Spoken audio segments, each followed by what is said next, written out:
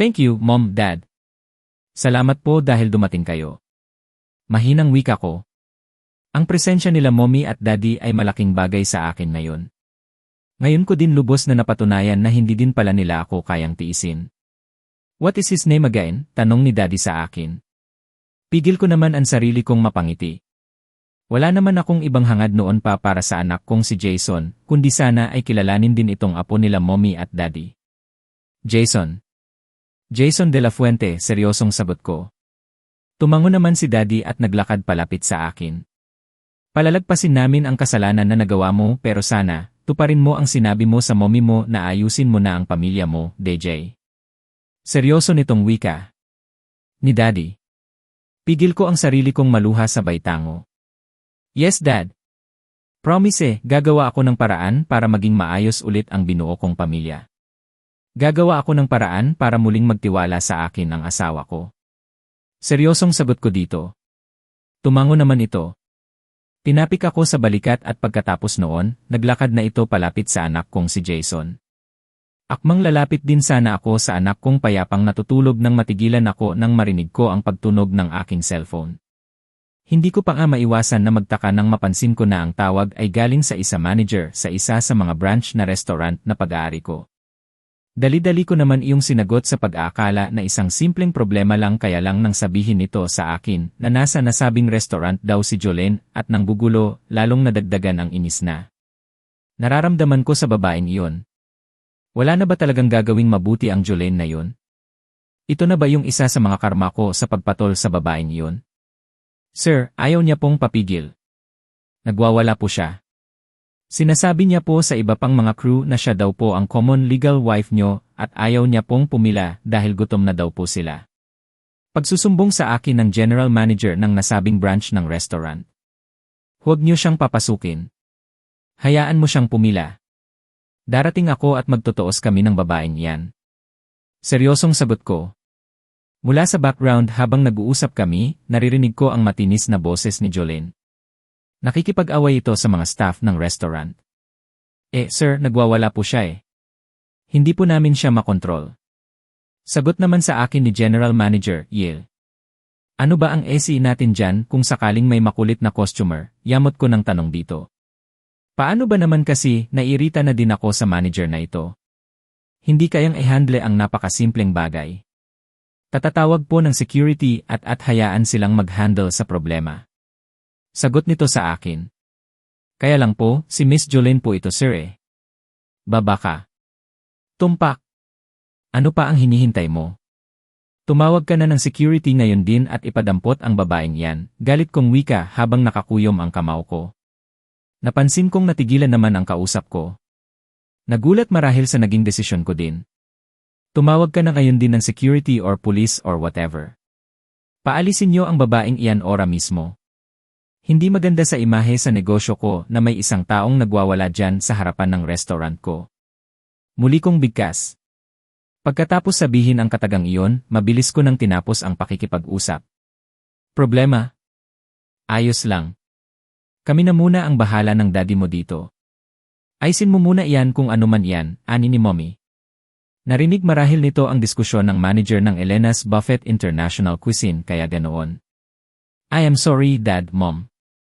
Alam kong busy din po kayo pero wala po akong ibang mapag-iwanan kay Jason eh. Nahihiya kong wika sa mga ito. Hangat maari, ayaw ko silang maistorbo. Mag-isa kong ginawa ang problemang ito kaya dapat lang na mag-isa ko din nalusutan. Walang problema. Kahit na ano pa ang mangyari, apo pa rin namin ang batang ito kaya dapat lang naalagaan din namin.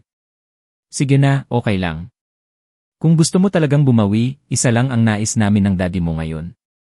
Iyon ay ang ayusin mo ang buhay mo, anak. Nakangiting wika ni Mommy sa akin. Muli, isang genuine na ngiti ang gumuhit sa labi ko. Kahit papaano, may magandang bagay pa rin naman palang nangyari ngayong araw.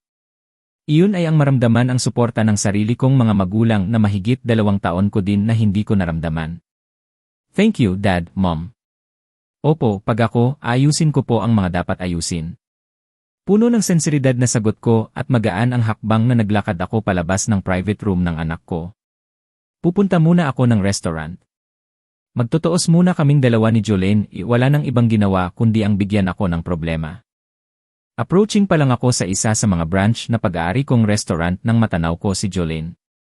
Kasalukuyan itong kausap ng mga security guard at nang mapansin nito ang pagdating ko, mabilis itong naglakad palapit sa akin na para bang nagpapaawa.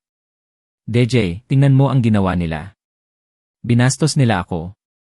Ayaw nila kaming papasukin ni Aya sa loob. Wika nito sa akin at akmang kakapit ito sa braso ko pero mabilis akong nakaiwas. Matalim ang mga matang tinitigan ko ito. Ano ang ginagawa mo dito? Bakit ka nang gugulo? Galit kong tanong. Napansin kong saglit itong natigilan. Naluluha ang mga matang tumitig sa akin bago nagsalita. Gutom na si Aya. Gutom na din ako. Ano sa palagay mo ang ginagawa namin dito? DJ, ang perang binigay mo sa akin ay ubos na. Sunod-sunod ang gastos at ay. Hindi na natuloy pa ang medyo mahaba-habang litanya ni Jolene dahil mabilis ko na itong hinila paalis. Hindi ko pwedeng kastiguhin ang babaeng ito sa harap ng maraming tao. Lalabas at lalabas na ako ang masama kapag gawin ko iyon. Hanggat maari, ayaw ko nang dumisan ang aking pangalan. Ayaw ko nang gumawa ng mga bagay na mas lalo akong kamuhian ni Elena. DJ, ano ba? Bitiwan mo ako. Ano ang ginagawa mo? Hindi mo ba narinig nagugutom ako? Nagugutom si Aya. Seryoso nitong wika. Napahinto ako sa paghakbang at galit ko itong hinarap. Nagugutom kayong mag-ina at gusto niyong kumain sa restaurant na pag-aari ko. Bakit may pera ba kayong pambayad doon? Galit kong tanong dito. Napansin. Kung natigilan si Jolene. Kimibot-kibot ang bibig nito pero walang salitang lumabas. Uwi tayo ng bahay. Hindi naman ako ganoon kasama para hindi pa kainin iyang anak mo. Order ako ng pagkain at doon kayo kumain sa bahay. Seryosong muli kong sambit at pagkatapos noon, muli na akong naglakad paalis. Hindi ko mapigilan ang mapangiti nang maramdaman ko na kusa na din namang sumunod sa akin si Jolene. Well, kung totoosin, wala naman talaga itong magagawa eh. Wala itong laban sa akin, lalo na at walang-wala ito ngayon. Alam kong ubos na ang pera na binigay ko dito bago pa nag-umpisa ang buwan. Ganoon naman palagi eh. Palagi daw kulang ang binibigay ko na hindi ko din maintindihan kung bakit. Binibigyan ko ng higit pa sa gastosin, kulang daw, bibigyan ko din ng sakto lang, kulang pa rin. Palagi na lang kulang kaya bahala na siya. Mukhang gutom nga si Jolene at ang anak nito dahil walang imik ang mga ito na sumama sa akin sa pag-uwi. Tahimik din ang mga ito na sumakay ng kotse. Kung hindi lang talaga dahil sa anak nitong si Aya, baka hindi talaga ako bibili ng pagkain ng mga ito eh. Kaya lang, hindi naman ako ganoon kasamang tao para pati bata ay idamay ko sa galit ko. Si Aya ay halos kasing edad lang din ni Diana pero mas hamak na malaking bulas si Diana. Siguro dahil busog sa pag-aalaga ang anak ko kaya ganoon. Pagdating ng bahay, naghihintay na sa amin ang rider na nagde-deliver ng pagkain na inorder ko pa sa isang kilalang fast food chain. Kitang-kita ko ang pagkatakam sa mukha ni Aya nang makita ang mga pagkain kaya inutusan ko si Jolene na pakainin muna ang anak nito at mag-uusap kami. DJ, kumusta si Jason? Hinayaan nitong kumain si Aya sa kusina samantalang nilapitan naman ako nitong si Jolene dito sa sala. Una nitong tanong ay kumusta si Jason, gayong ang totoo, pinabayaan nito ang anak ko. Sign this. Walang emosyon kong bigkas. Mula sa aking tabi, inihagis ko dito ang isang brown envelope. Napansin ko ang matinding pagtataka na kaagad na gumuhit sa mga mata ni Jolene. Ano ito? Teka lang, DJ, ano ito? Ano ang ibig sabihin nito? Seryosong tanong nito sa akin. Kaagad naman akong napaismid. Simple, isang kasulatan na nagsasaad na tuluyan mo nang ipaubaya sa akin ang kustodiya ng anak ko. Seryosong sagot ko dito. Actually, noon ko pa dapat ito ginawa eh. Nag-aalangan lang ako dahil iniisip ko din ang posibleng nararamdaman nitong si Jolene pero dumating na talaga ako sa punto na suko na talaga ako sa babaeng ito. Ang mga papeles na ito ay nakatago lang sa loob ng compartment ng aking sasakyan at ito na siguro ang tamang pagkakataon para pirmahan ito ni Jolene. Kaagad naman itong umiling. Nanginginig ang mga kamay na dahan-dahan na binitiwan nito ang mga papeles bago garalgal ang boses na sumagot. Hay hindi. Hindi ako papayag. DJ, hindi pwede. Ina ako ni Jason at hindi ko ibibigay sa iyo ang buong kustodiya ng anak ko. Seryosong sagot nito sa akin. Hindi ko naman mapigilan mapangisi. Seryoso kong tinitigan sa mga mata si Jolene bago ako nagsalita. May magagawa ka ba para ipaglaban mo ang bata, Jolene? Ang nangyari kanina kay Jason ay isang paraan para sampahan kita ng kaso kung gusto ko. Pinabayaan mo ang anak ko at muntik na siyang mapahamak tapos sasabihin mo sa akin ngayon na ikaw ang ina. Hindi mo siya kayang alagaan, mataas ang boses na wika ko sa kanya. Kaagad naman itong napahikbi. Umiling ng makailang ulit bago muling nagsalita. Kahit na ano ang sabihin mo, ako pa rin ang ina ni Jason. Hindi mo siya makukuha sa akin, seryosong sagot nito. 1 million. Okay na ba? Kasya na ba ang 1 milyon, Jolene? Seryosong tanong ko. Muli itong umiling. Hindi ko pinagbibili ang anak ko. Mahal ko siya at 2 milyon.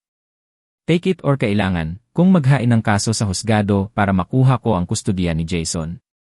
Remember, wala kang source of income para mabuhay ang anak ko. Mas papanigan ako ng batas lalo na at alam nilang kaya kong ibigay lahat ng mga pangangailang ng bata at kaya ko din siyang bigyan ng magandang kinabukasan. Seryosong sagot ko dito. Natamim naman ito. Galit ang mga matang tinitigan ako at muling umiling. Hindi ako papayag, seryoso nitong sagot. Pagap naman akong tumawa sabay tayo. Then, see you in court, nakangisi kong sagot dito at mabilis na naglakad paalis. Narinig ko pa ang malakas na pagtawag ni Jolene sa pangalan ko pero hindi ko na ito pinansin pa. Dumiretso ako ng kotse at nag-drive paalis. Kanina pa ako paroon at parito. Sa totoo lang, naiinip na ako. Hindi ko maintindihan kung bakit ayaw pa rin ako hayaan ni Jake na makalabas dito sa bahay. Hindi ko na talaga maintindihan ang lalaking iyon. Ano ba talaga ang balak nito? Balak ba talaga akong ikulong nito sa bahay na ito habang buhay? Mommy, nasa ganoon akong sitwasyon nang bigla na lang dumating si Gianna. Pilit naman akong umiti dito. Yes, baby. Mommy, I felt bored na po. Gusto ko na pong mamasyal. Malambing ang boses na wika nito sa akin. As usual, hindi na naman nakapasok si Gianna sa school ngayong araw dahil sa kalokohan na ginawa ni Jake. Approaching pa lang kasi kami sa gate. Pinipigilan na kami ng gwardiya. Me too. Naboboard na din ako, baby. Kaya lang, ayaw pa tayong palabasin ni Daddy eh. Seryosong sagot ko din dito. Tumango naman ito sabay labas ng cellphone nito mula sa loob ng bulsa ng shorts nito. Ilang saglit lang, narinig ko ng kausap nito ang amang si Jake. Lihim naman akong nagdarasal na sana pakinggan ni Jake ang anak nitong si Gianna sa mga gusto nitong sabihin. Daddy, where are you po? Narinig kong unang tanong ni Gianna sa ama pagkasagot ni Jake sa tawag nito. Kasi po, naboboard na kami ni Mommy dito sa house. Ayaw po kasi kaming palabasin ni Manong Guard eh. Pagsusumbong ulit ni Gianna. Yes, talaga po. Okay po, wait ka namin, Daddy. Thank you po. Pagkatapos noon, tinapos na ni Gianna ang pakikipag-usap sa ama at nakangiti ako nitong hinarap. Uwi na daw si Daddy, Mommy, wika nito sa akin. Lihim naman akong nakaramdam ng inis. Akala ko talaga, makakalabas na kami dito sa bahay. Hindi pa pala. Ano na naman kaya ang drama nitong si Jake? Nagusto na naman akong makausap. Hihingi na naman ng tawad. Para saan pa? Tapos na eh. Wala na talagang pag-asa pa ang relasyon namin bilang mag-asawa dahil desidido na talaga akong makipaghiwalay dito. Halos 30 minuto lang ang hinintay namin at sa wakas, dumating din si Jake. Halata sa mukha nito ang stress pero wala akong pakialam pa. Jake, uwi na ako. Salubong ko dito. Napansin ko naman na kaagad na nagsalubong ang kilay nito. At saan ka naman uwi? Elena, nakalimutan mo na ba? Ito ang bahay mo. Bahay natin at bahay ng anak mo, seryoso nitong sagot sa akin. Hindi na ito ang bahay ko, Jake. Hiwalay na tayo kaya pwede ba? Tama na. Paulit-ulit na lang tayo dito eh. Yamot ko ding sagot. Kahit na nakatingin sa amin si Gianna, wala na akong pakialam pa. Gusto ko na lang magpakatotoo sa sarili ko pati na din sa harapan ng anak namin. Hindi pa tayo hiwalay. Nakalimutan mo na ba, ikinasal na tayo kaya hindi pa tayo hiwalay.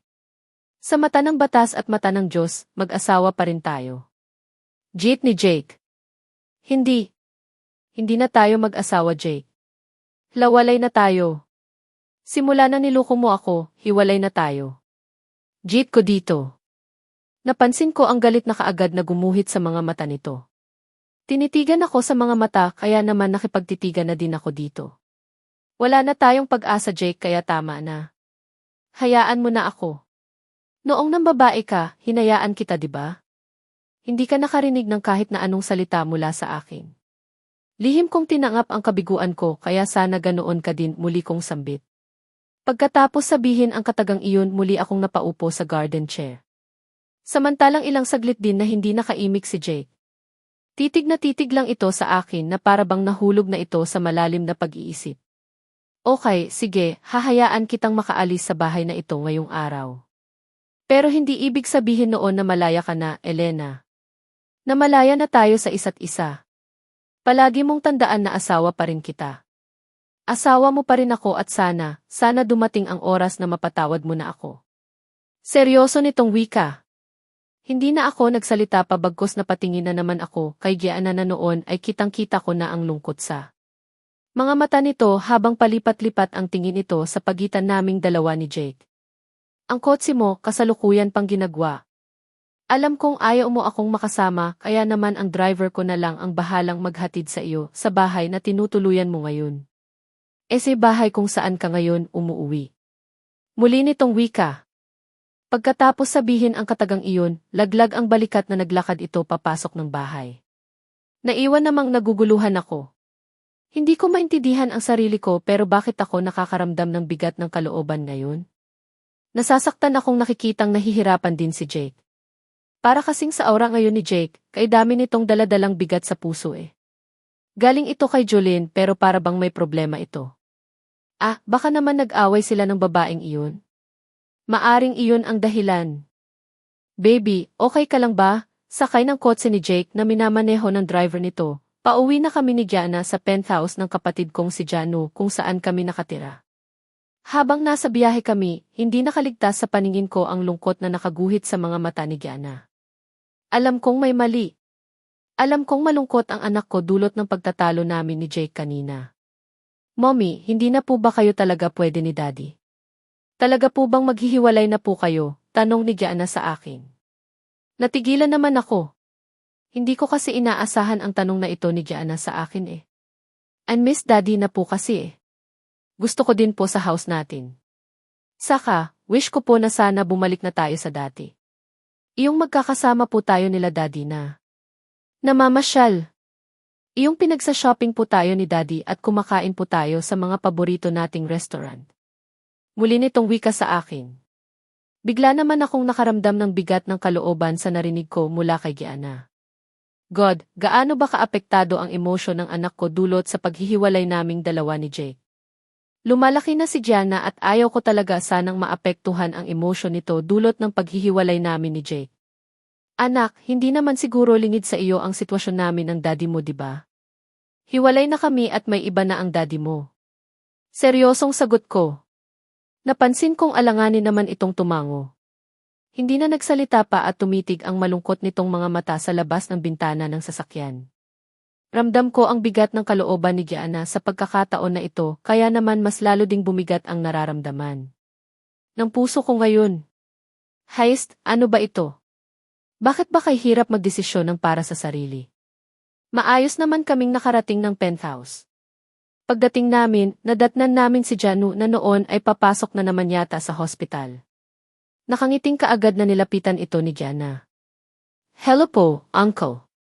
Wika nito. Oh, baby Gianna, how are you? Teka lang, umiyak ka ba?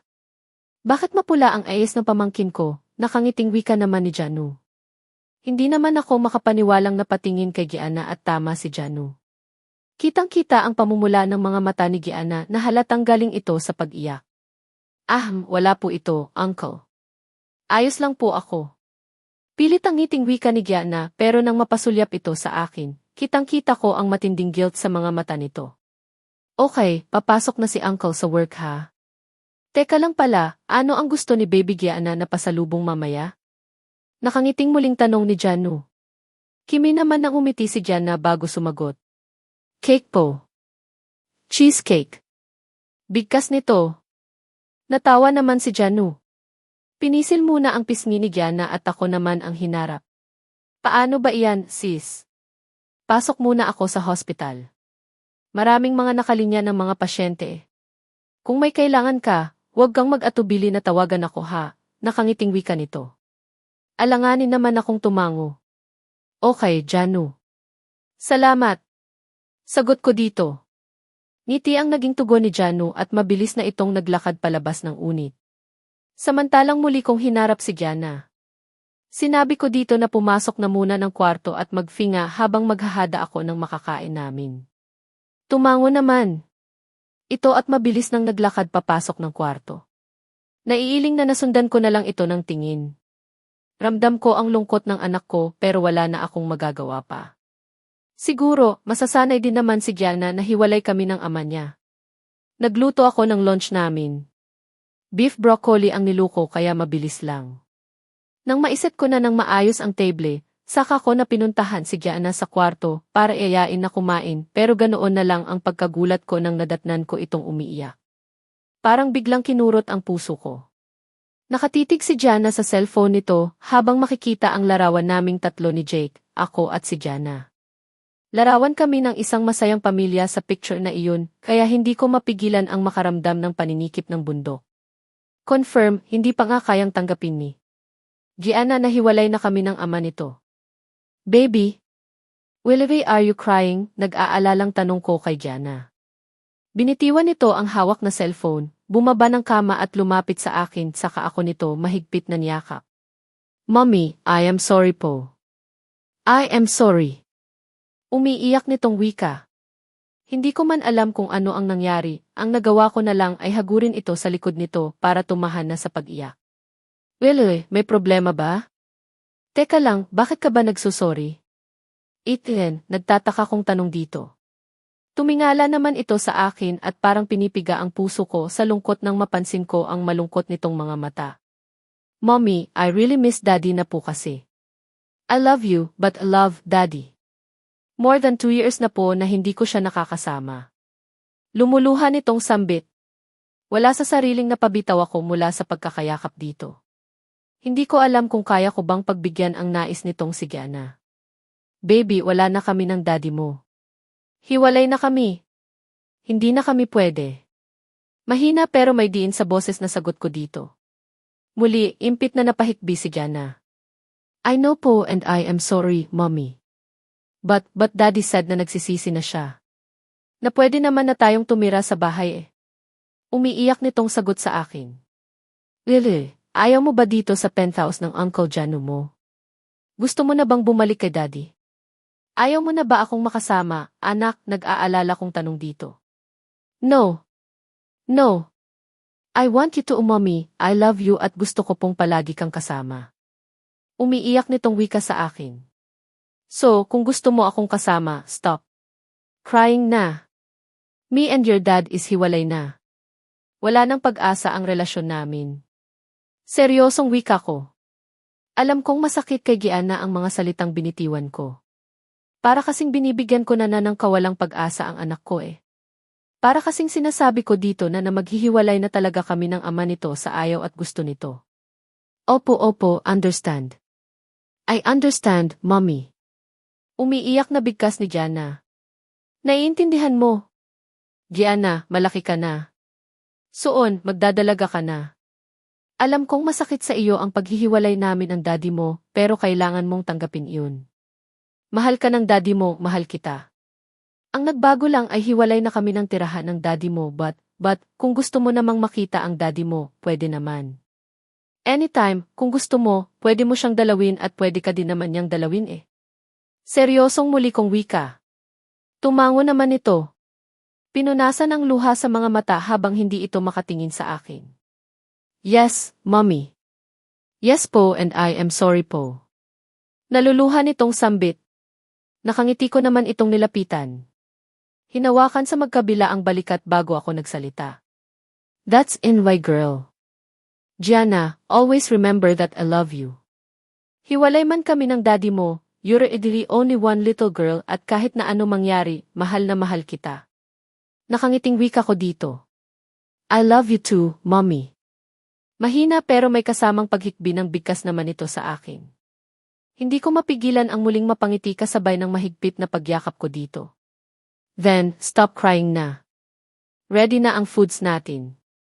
Alam kong gutom ka na din kaya kain na tayo. Sambit ko. Tumango naman ito kaya naman bumitaw na ako sa pagkakayakap dito.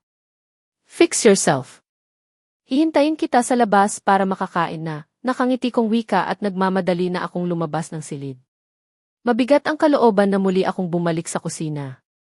Naupo sa dining chair habang hindi mapigilan ang mapaisip habang hininihintay ko si Gianna. Alam kong masama ang loob ng anak ko sa mga nangyari. Alam kong nasasaktan ito sa paghihiwalay namin ni Jake pero wala na eh. Sagad na ako. Buo na ang desisyon ko na makipaghiwalay na ng tuluyan kay Jake. Madam Elena, nasa ganoon kalalim akong pag-iisip nang biglang dumating si Yaya Gloria. Habang nagluluto ako kanina, napansin kong naglalaba ito kaya hindi ko na inisturbo. Nakangiting nag-angat naman ako ng tingin habang nakatitig dito. Yes, Yaya Gloria, nagtatakang tanong ko dito. Teka lang, sumabay ka na sa amin ni Gianna sa pagkain. Dagdag ko pa. Naku, kumain na po ako, madam. Kaya po pala ako lumapit sa inyo dahil gusto ko po sanang magpaalam. Nag-aalangan nitong wika. Kunot noo ko naman itong tinitigan. Halos 3 taon na po kasing hindi ako nakakapagbakasyon sa amin. Nagtatampo na ang asawa at mga anak ko kaya magpapaalam sana ako sa inyo na kung pwede, uwi muna ako ng probensya. Pilit ang ngiti sa labi na bigkas nito. Kaagad ko namang naintindihan ang ibig sabihin ni Yaya Gloria at sino ba naman ako para pigilan ito, diba? Sure, okay, no problema, Yaya. Teka, kailan mo gustong magbakasyon? Nagtatakang tanong ko dito. Bukas na sana, madam. Iyon kung okay lang po. Sagot nito sa akin. Kaagad naman akong tumango. Okay, sige po, Yaya. Okay lang po. Mamayang hapon, ibibigay ko ang sahod mo at sasagutin ko na din ang pamasahe pa uwi ng probelensya at pabalik dito sa Manila. Mag-iingat ka ha, nakangiting sagot ko dito. Tumango naman si Manang at nagpaalam ng babalikan nito ang nilalabhan. Niyaya ko ulit itong sumabay na sa pagkain pero ayaw daw. Busog pa.